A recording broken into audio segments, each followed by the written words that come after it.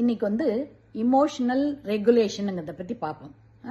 நீங்கள் உங்கள் குழந்தைங்களுக்கு ஏதாவது கிஃப்ட் கொடுக்கணும்னாக்க காசோ பணமோ பொருட்களோ இல்லை சொத்தோ வந்து உண்மையான கிஃப்ட் கிடையாது. அவங்கள நீங்கள் வந்து அந்த உங்களுடைய இமோஷனல் ரெகுலேஷனை பார்த்து அவங்க வளரணும். அதுதான் முக்கியம். ஸோ நீங்கள் ஏதாவது கோபம் வந்தாலோ இல்லை ரொம்ப சந்தோஷம் வந்தாலோ நீங்கள் எப்படி ரியாக்ட் பண்ணுறீங்க, உங்களுடைய இமோஷன்ஸை எப்படி கண்ட்ரோல் பண்ணிக்கிறீங்கன்றத அந்த குழந்தை ப்ராக்டிக்கலாக பார்க்குது. ரைட்டா? அது நீங்கள் தான் வந்து ஒரு பேரண்ட்ஸ் தான் குழந்தைங்களுடைய முதல் டீச்சர்.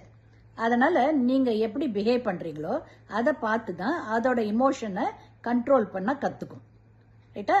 சின்ன குழந்தையிலேயே அதுக்கு வந்து பார்க்குற முதல் இது வந்து ஆளுங்க நீங்கள் தான், பேரண்ட்ஸ் தான். அதனால் நீங்கள் இமோஷன் கண்ட்ரோலை ப்ராப்பராக வச்சுக்கிட்டு அவங்க ப்ராக்டிக்கலாக உங்களை பார்த்துட்டு நல்லபடியாக அதை கண்ட்ரோலில் வச்சுக்குவாங்க. ஓகேவா? இது வந்து ஞாபகம்.